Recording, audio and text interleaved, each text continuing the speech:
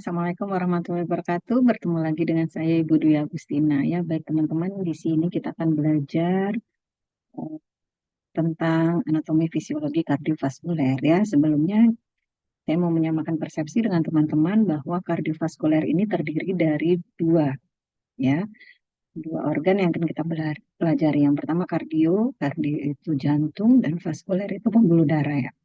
Jadi di sini kita akan belajar tentang jantung beserta pembuluh darahnya. Kalau teman-teman lihat di sini hanya gambar jantung beserta pembuluh darah yang sedikit ya, ada aorta ya, vena pulmonalis ya. Nanti di dalamnya kita akan belajar lebih banyak lagi tentang vaskularisasi ya.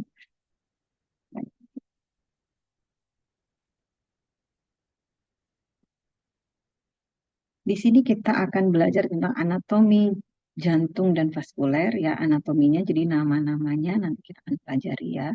Lalu kemudian fisiologi jantung dan vaskuler ya, fungsi-fungsi jantung dan vaskuler serta sirkulasi kardiovaskuler.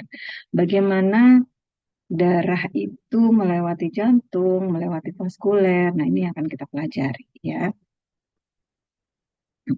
Baik, yang pertama fungsi utama jantung. Ya, kita tahu fungsi utama jantung adalah memompa darah ke seluruh tubuh, ya, dan menampungnya kembali setelah organ paru-paru membersihkan darah tersebut. Artinya apa sih membersihkan ya? Membersihkan ini artinya mungkin teman-teman tahu ada darah bersih, ada darah kotor, ya. Darah bersih itu adalah darah yang pertama kali keluar dari jantung. Kenapa dikatakan bersih? Karena dia memiliki banyak kandungan oksigen. Ya. Nah, oksigen itu untuk apa, Bu? Oksigen itu untuk kemudian dialirkan ke seluruh organ, ya, dan secara seluler di organ itu akan digunakan untuk metabolisme, ya. Kita tahu bahwa metabolisme itu membutuhkan glukosa, oksigen, ya, nanti menghasilkan CO2 dan energi serta H2O, ya. Itu metabolisme dasar seluler. Ya, nah ini kenapa di sel itu butuh metabolisme ya karena dia butuh energi untuk bergerak, butuh energi untuk eh, berdetak ya. Contohnya jantung sendiri. Jantung sendiri perlu nggak energi? Perlu. Ya. Dia perlu energi untuk berdetak. Sel-sel yang ada di kaki perlu nggak energi? Perlu untuk berjalan. Nah, ketika metabolisme menghasilkan energi itu terjadi, sisa atau hasil metabolisme selain energi kan ada CO2, ya toh? Ya, CO2. CO2 untuk kemudian kembali lagi ke vaskuler, tapi namanya beda, bukan arteri. Kalau tadi pembuluh darah yang keluar dari jantung namanya arteri, dia membawa darah yang banyak mengandung oksigen. Kalau ini masuk ke vena, ya. Jadi CO2 hasil metabolisme dari seluler akan masuk ke vena. Nah, itulah yang dikatakan dengan darah kotor. Siapa yang bawa? Vena, ya. Secara rinci kita akan pelajari nanti ya, tapi garis besarnya seperti itu. Ada darah kotor, ada darah bersih. Di mana Bu nyucinya? Di paru-paru. Ya, nyucinya bukan di laundry, tapi di paru-paru. Kok bisa paru-paru jadi tempat mencuci darah ya? Jadi di sini sebenarnya bukan mencuci ya teman-teman ya. Mengeluarkan CO2 di dalam darah dan memasukkan O2 di dalam darah sehingga darah itu masuk kategori darah bersih karena kita tadi sepakat ya yang disebut dengan darah bersih adalah darah yang banyak mengandung oksigen. Sedangkan yang disebut dengan darah kotor adalah darah yang banyak mengandung CO2 atau karbon dioksida. Ya, cerita tadi saya sampai ke metabolisme sel dan menghasilkan CO2 ya. CO2 balik lagi ke vaskuler ya, tidak di dalam sel lagi ya, balik lagi ke vaskuler yang namanya vena ya. Nah, vena ini berarti kan kalau orang awam bilang darah kotor toh karena banyak mengandung CO2. Ya, dari vena ini masuk lagi ke jantung ya, di atrium kanan, masuk ventrikel kanan, lalu kemudian masuk ke paru-paru. Terjadilah yang namanya difusi. Difusi itu bisa dianalogikan sebagai pencucian darah ya. CO2 dikeluarkan dari vena pulmonal ya, masuk ke dalam paru-paru CO2-nya, lalu kemudian O2-nya atau oksigennya dimasukkan dari paru-paru ke vena pulmonal, ya, untuk kemudian diedarkan masuk ke dalam atrium kiri sudah dalam bentuk darah banyak mengandung oksigen, ya. Atrium kiri, ventrikel kiri, lalu kemudian ke aorta. Nah, gitu ya. Jadi ini poinnya ya teman-teman ya. Fungsi jantung secara utama dalam memompa darah ke seluruh tubuh, sepakat ya, dan menampung kembali setelah organ paru-paru membersihkan darah tersebut. Ya. Oke, fungsi utama vaskuler. Nah, ini dia vaskuler. Ini kita sebut dengan jantung saja, ya. Nah, peredaran darah ini kita sebut dengan vaskuler, ya. Fungsi utama vaskuler ya adalah mengangkut oksigen, nutrisi, dan zat-zat penting lainnya ke seluruh tubuh dan mengangkutnya kembali ke jantung. Kalau kita lihat vaskulernya ada warna merah dan ada warna putih ya. Jadi kesepakatan internasional bahwa warna merah ini artinya arteri, yaitu vaskuler yang banyak mengandung banyak membawa darah kaya akan oksigen. Sedangkan yang biru ini adalah vena, yaitu vaskuler yang banyak mengandung CO2 atau karbon dioksida. Nah, di mana-mana udah kesepakatan internasional ya. Oke, anatomi jantung. Ya, anatomi jantung secara simpelnya gambarnya seperti ini ya teman-teman. Tapi kalau teman-teman melihat aslinya akan lebih rancu karena warnanya sama-sama abu-abu. Ya, sama-sama abu-abu. Kalau ini kan sudah dibantu dengan warna ya. Ini warna merah ini aorta, ya enggak? Warna biru ini berarti vena ya, yang masuk ke dalam jantung. Nah, ini warna ini teman-teman menandakan kalau biru banyak mengandung CO2, kalau merah banyak mengandung O2. Ya. Nah, eh, di sini ada vena cava superior. Ya, ini nih vena cava superior ya teman-teman. Superior itu artinya atas. Ya, jadi vena cava ya, vena besar dari atas. Ya, dari atas ini dari mana, Bu? Dari hasil metabolisme yang ada di kepala, otak. Ya, ini dari atas. Ya, lalu ada vena cava inferior atau inferior vena cava. Ya. Nah, vena cava yang dari bawah ini membawa CO2 atau hasil metabolisme dari ekstremitas bawah, ginjal, usus, ya. Ini masuk dan berkumpul menjadi satu saluran besar yaitu vena cava inferior. Untuk kemudian vena cava inferior dan vena cava superior ini akan masuk ke dalam atrium kanan. Nah, di sini kita nggak ngomongin bilik, nggak ngomongin eh, eh, apa kalau bahasa SMA-nya itu ya nggak ngomongin ya. Tapi sekarang kita sudah menggunakan nomenklatur kalimat-kalimat eh, medis ya, atrium ventricle ya teman-teman ya. Nah, ketika sudah masuk ke atrium kanan, darah yang masih banyak mengandung CO2 itu akan dialirkan ke ventrikel kanan. Ya, akan dialirkan ke ventrikel kanan. Nah, antara atrium kanan dan ventrikel kanan ini ada yang namanya katup, katup tricuspidalis. Ya, katup inilah yang menyebabkan darah yang dari ventrikel kanan nggak bisa balik ke atrium kanan. Ya, karena katupnya ini cuma satu arah. Ya, jangan bayangkan katup ini pintu. Kalau pintu kan bisa keluar, bisa masuk. Atau pintu koboi bisa keluar, bisa masuk. Nggak bisa. Bayangkan katup ini adalah pintu masuk wahana. Ya, ketika Anda masuk, ya udah nggak bisa keluar lagi gitu ya, kecuali ngolong. Atau pintu masuk ke apa namanya stasiun kereta. Ya, ketika udah masuk, ya udah nggak bisa keluar lagi, kecuali di pintu keluar. Ya, nah seperti itu katup satu arah. Ya, Kenapa dikatakan trikuspidalis? Katupnya terdiri dari 3 helai lembaran, ya. Nah, lalu kemudian dari ventrikel kanan yang darah masih banyak mengandung CO2, ya, ini masuk ke dalam, ini namanya arteri pulmonal.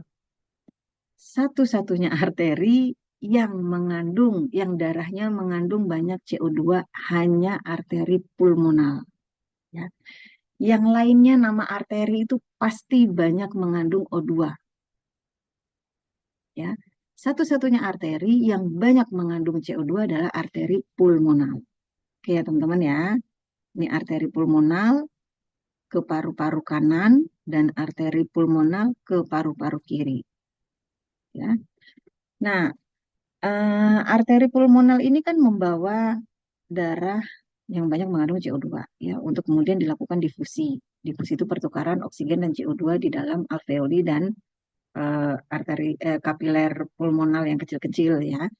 Nah, setelah difusi itu terjadi, pertukaran CO2 dan O2 terjadi, ya, CO2-nya dibuang ke paru-paru sehingga paru-paru nanti membuangnya ke atmosfer, ya. Sedangkan O2-nya masuk ke vaskuler. Nah, masuklah ke vaskuler namanya vena pulmonal.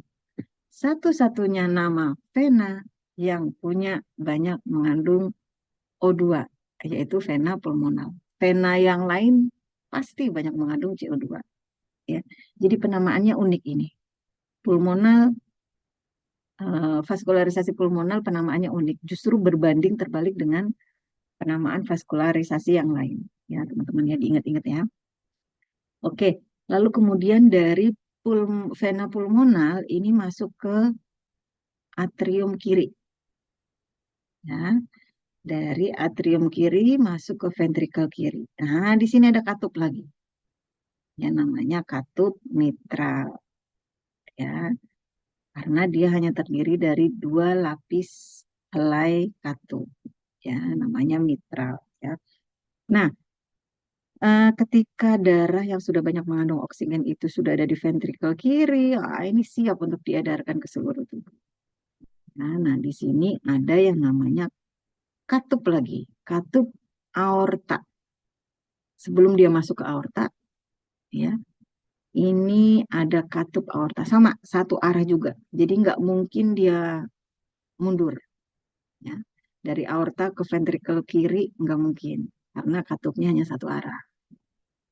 Oke, lalu kemudian eh, dilanjutkan ke aorta untuk kemudian didistribusi ke seluruh tubuh. Ya, ini ada percabangan-percabangan nanti kita akan baca. Ya, jadi jantung memiliki 4 ruang, ya, atrium kanan, atrium kiri, ventrikel kiri. Satu-satunya nama yang paling berbeda di vaskularisasi adalah vaskularisasi di pulmonal. Oke ya, teman-teman mohon diingat-ingat ya. Baik, kita lanjutkan ya. Fungsi ruang jantung. Fungsi ruang jantung. Atrium kanan, tadi kalau teman-teman ingat, ya, atrium kanan adalah menerima darah kotor dari seluruh tubuh. It means that darahnya banyak mengandung CO2 yang disebut darah kotor. Ya. Atrium kiri menerima darah bersih dari paru-paru. Berarti darah yang banyak mengandung oksigen. Darah yang sudah melewati proses difusi. Ya. Ventrikel kanan. Ventrikel kanan ini nanti memompa darah kotor ke paru-paru. Darah yang banyak mengandung CO2 ke paru-paru untuk dilakukan difusi. Ya. Sedangkan ventrikel kiri memompa darah bersih ke seluruh tubuh. Dari 4 ruang ini, kalau kita lihat, ya, yang harus memiliki otot yang paling kuat adalah ventrikel kiri. Karena apa? Karena tugas dia adalah memompakan darah ke seluruh tubuh. Jadi harus kuat. Ya. Kalau kita lihat ventrikel kanan hanya memompakan darah ke paru-paru. Kita tahu paru-paru sama jantung berdekatan, sehingga tidak membutuhkan energi lebih untuk mengantar ke paru-paru. Tapi kalau mengantarkan darah ke seluruh tubuh, ke ujung kaki, ke kepala, apalagi kepala. Ya, kepala bukannya lebih dekat dari jantung, tapi ingat ada gaya gravitasi. Ya. Ada gaya gravitasi yang harus dilawan oleh si ventrikel kiri untuk menyampaikan darah ke otak. Ya. Walaupun kaki lebih jauh, tapi ada gaya gravitasi, dibantu sama gravitasi. Cairan darah itu akan lebih mudah turun ke bawah.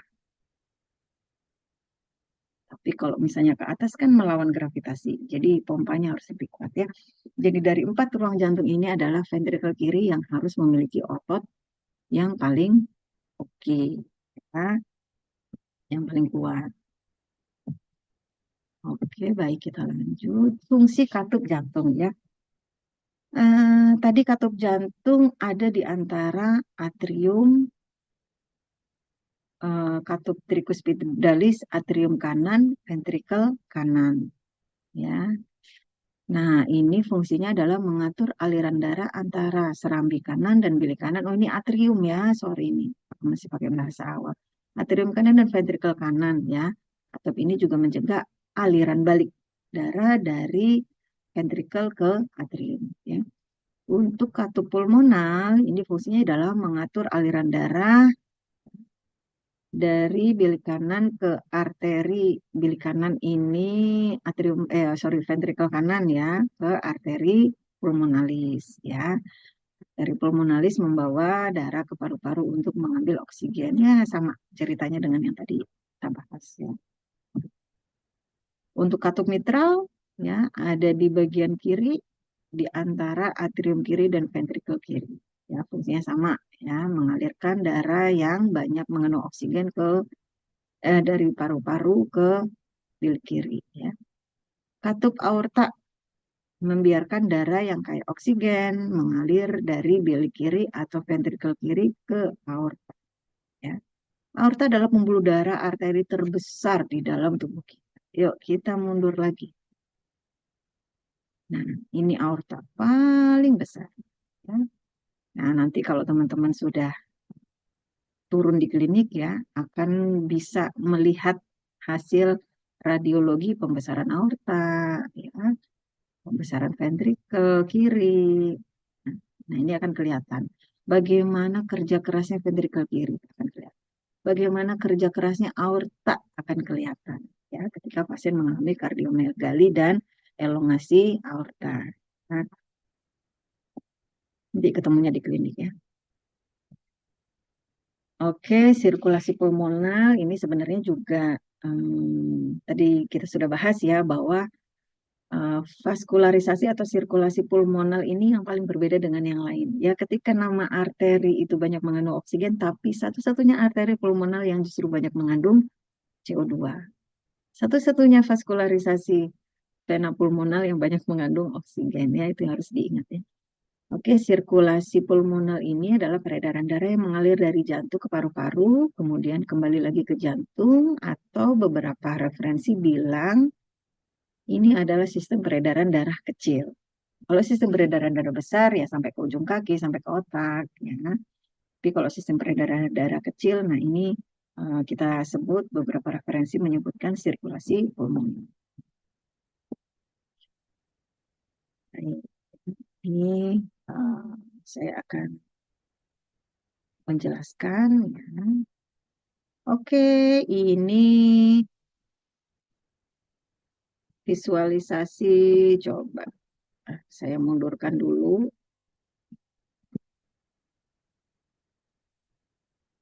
Oke ya, saya berhentikan. Nah, ini darah masuk dari seluruh tubuh bagian atas dan bagian bawah. Ya, kalau teman-teman tadi ingat dari bagian atas namanya vena apa?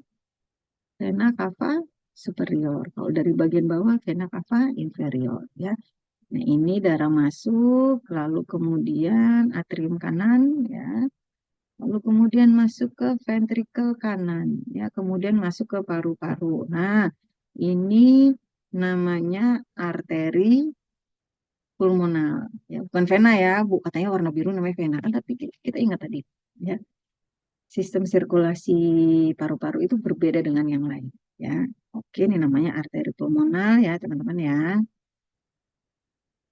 Oke, lalu masuk ke paru-paru, ya. Nah, dari paru-paru darah masuk ke vena pulmonal. Nah, ini vena pulmonal nih. Ya, masuk ke vena pulmonal. Jika masuk ke atrium kiri, ventrikel kiri, lalu kemudian didistribusikan ke aorta. Ya, oke. Nah, jantung manusia ya teman-teman, ukuran jantung manusia itu sebesar ukuran kepalan tangan pasien itu sendiri. Jadi makin gemuk pasien jantungnya makin besar. Karena apa? Karena jantung itu harus mendistribusikan ke seluruh tubuh. Jadi ketika tubuhnya besar pun jantungnya bekerja lebih ekstra dibandingkan pasien yang kurus. Ya, jadi ukuran jantung adalah sebesar kepalan tangan pasien itu sendiri. Ya,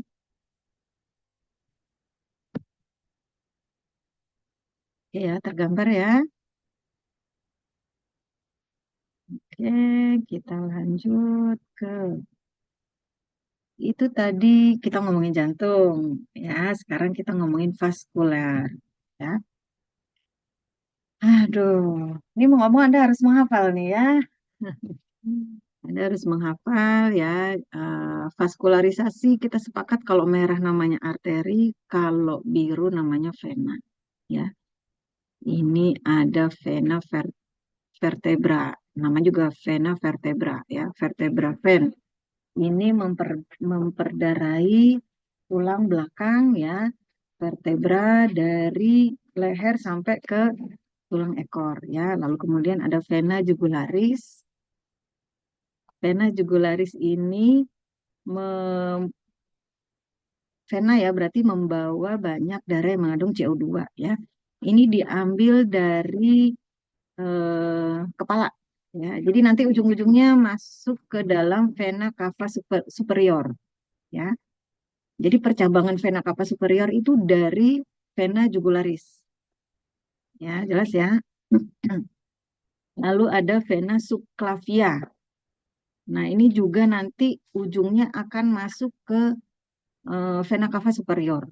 Ya, jadi superior ini dari kepala, lengan lengan atas bagian kanan, lengan atas bagian kiri akan masuk ke vena cava bagian superior, sedangkan vena cava inferior ini dari abdomen, ginjal ya, reproduksi, lalu kemudian ekstremitas bagian bawah ini masuknya ke vena cava inferior. Oke, kita lanjut lagi. Ada vena subclavia ya, ini vena cava superior, ini yang ini kita tadi pelajari di slide sebelumnya.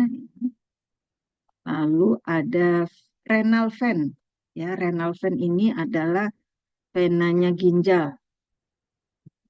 Nanti akan masuknya lewat vena cava inferior. Masuk ke jantungnya lewat vena cava inferior, ya. Lalu kemudian ada vena iliaca communis. Nah, ini yang ada di selangkangan ya, iliaca communis. Ya, jadi ketika kita punya pasien yang susah pasang infus di tangan, di kaki, ini alternatif terakhir kita memasang infus. Karena apa? Karena venanya ini lebih besar daripada yang di tangan, yang di kaki gitu ya. Vena iliaca communis ya.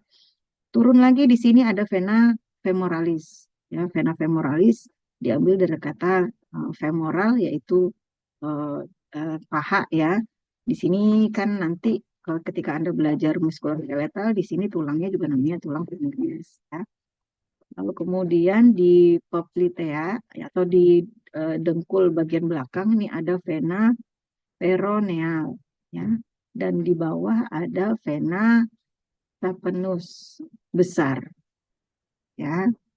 Nah, ini ada vena-vena kapiler. Oke, sebelah kiri vena, sebelah kanan arteri. Ya. Tadi keluar pertama cuma satu saluran, yaitu aorta, ya toh.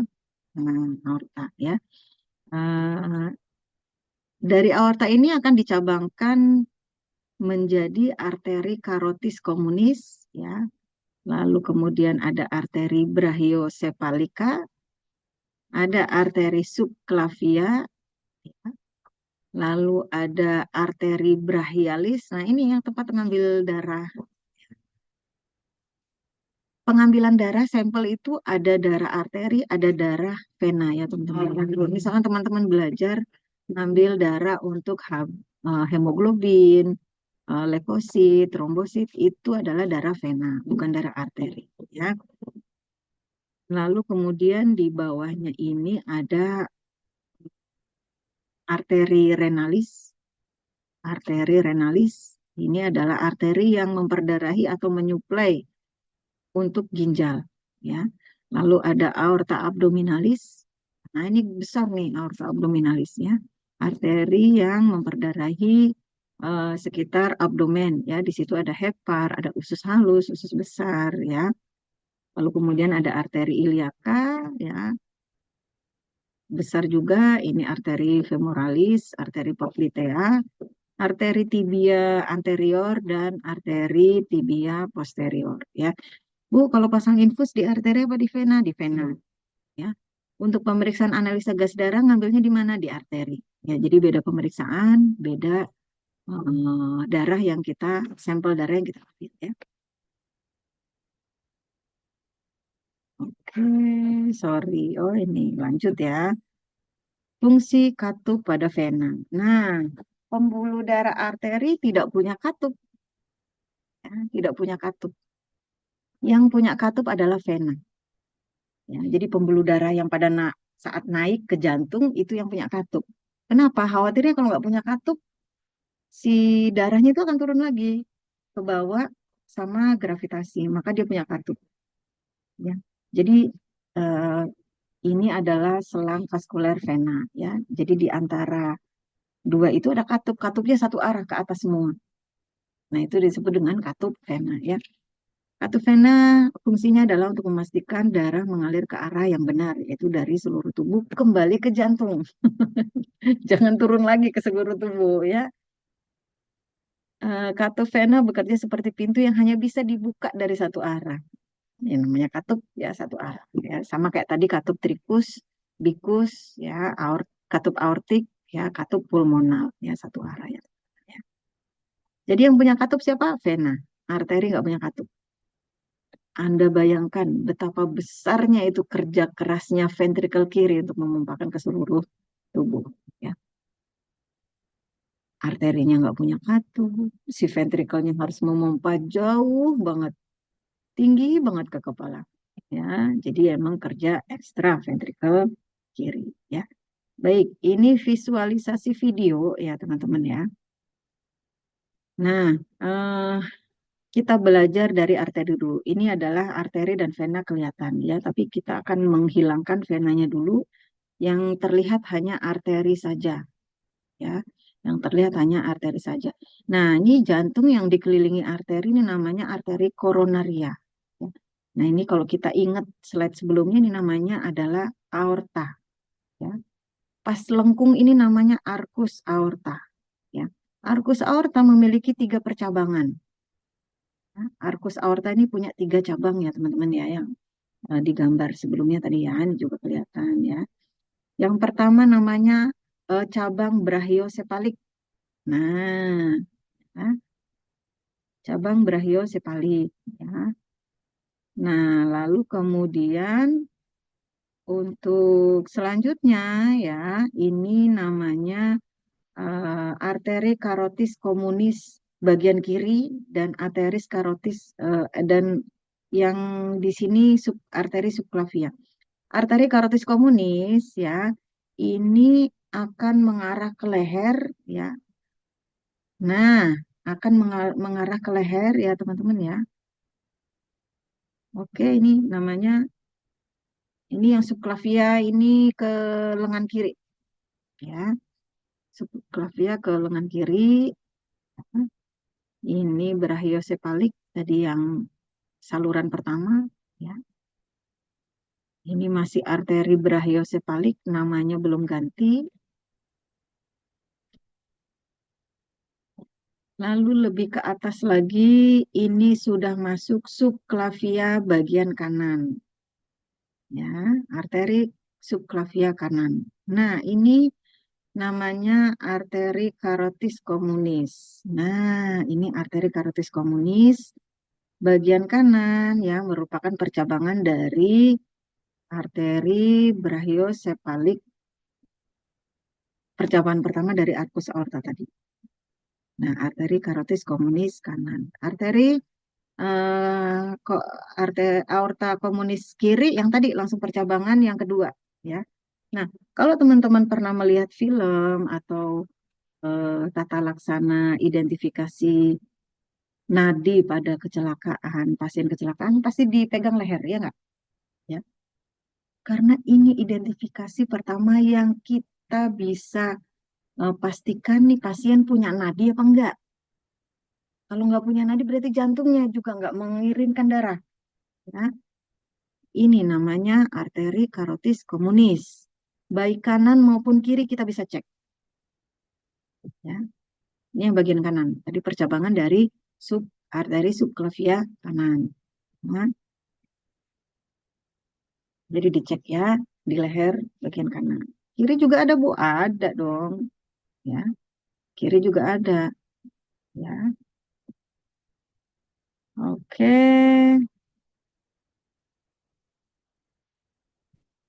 Nah, ini subclavia kanan ya tadi ya teman-teman ya. Arteri subclavia kanan.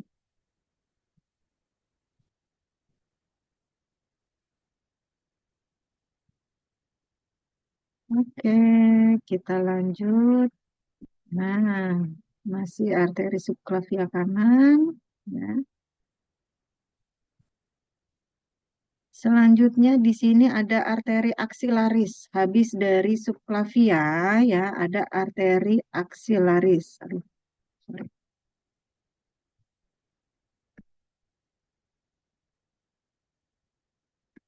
Ini udah sampai mana kita ya? Nah, oke. Lalu bercabang ke arteri brachialis. Nah, ya, jadi begitu percabangannya ya. Bu harus ngapalin semua, harus. Ya, harus ngapalin semuanya. Nah, dari arteri brachialis, nah ini dia, arteri brachialis lebih dalam daripada vena brachialis, ya. Makanya kita lihat ototnya, ototnya posisinya memang di dalam. Kalau arteri vena posisinya di superficial atau di permukaan, ya. Oke.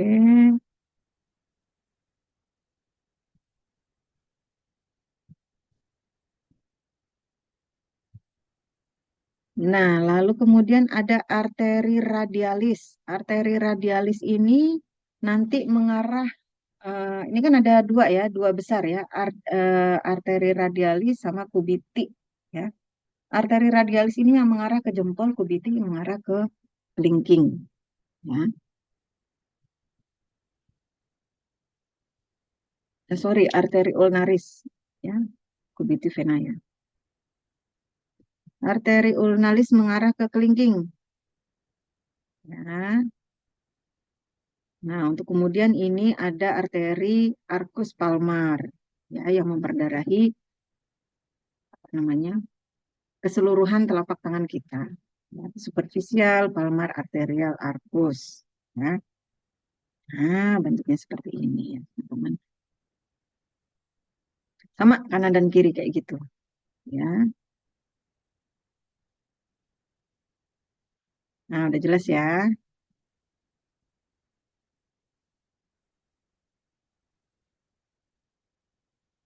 Oke, ini kita kembali lagi ke jantung yang percabangan pertama tadi sudah ya. Percabangan kedua adalah arteri karotis komunis. Oh, dia yang menjelaskan subclavia kiri. Ya, subclavia kiri ini akan sama, akan bercabang menjadi aksilaris kiri, ya, lalu brachialis kiri, radius kiri, ulnaris kiri, gitu. Ya sama kiri sama kanan. Nah, oke, itu untuk arteri, ya. Kita lanjut untuk vena.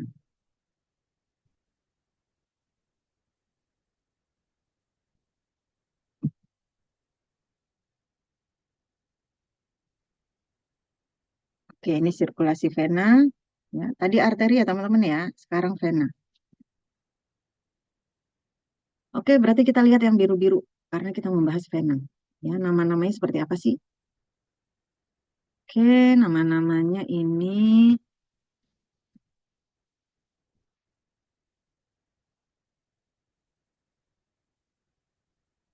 Nah, ini superficial palmar venous arch, ya, arcus atau eh, lengkung peredaran darah vena, ya, namanya sama dengan arteri.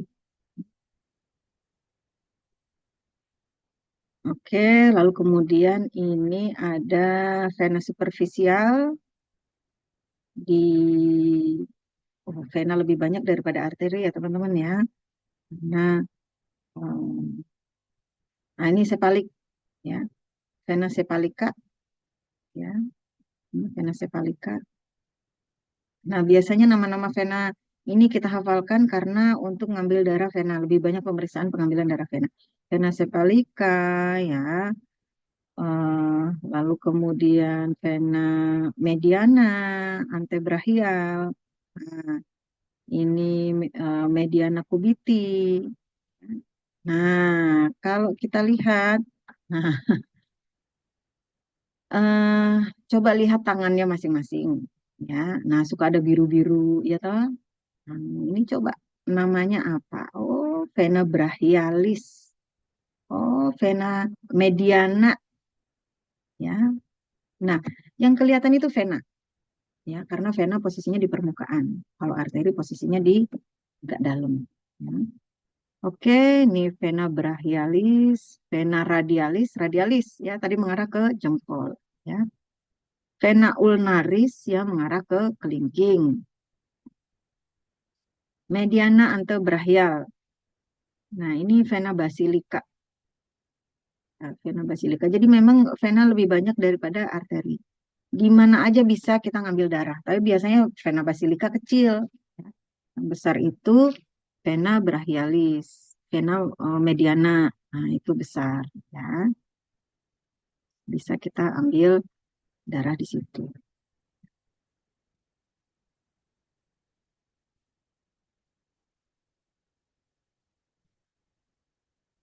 Nah, oke.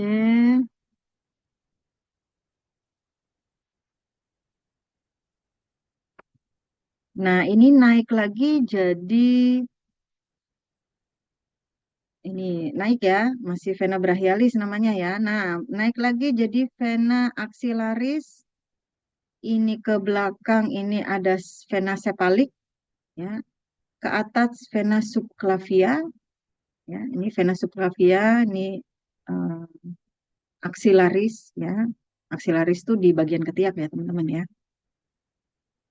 Lalu ada subclavia. Nah, kalau subclavia tadi kita udah paham ya. Nah, subclavia untuk masuk ke brachiosepalika. Dari vena brachiosepalika masuk ke vena cava superior. Ya nggak? Ingat nggak tadi ya? Pokoknya bagian atas masuk ke vena cava superior. Ya. Vena cava superior ini dari brachiocepalis kanan dan brachiocepalis kiri. Nah, ini ada vena jugularis kanan dan kiri. Kalau tadi arteri yang di leher namanya carotis communis kanan dan kiri, kalau vena namanya jugularis kanan dan kiri. Ya, ada vena jugularis eksternal. Ya. Nah, ini vena subclavia di sini, ini vena jugularis eksternal. Ini internal kanan masuk ke brachiosepali. Oke, ini yang sebelah kiri ya teman-teman ya.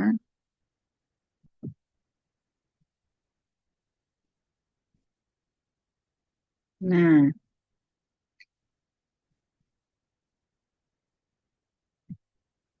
oke, itu yang dari vena. Ya. Nah,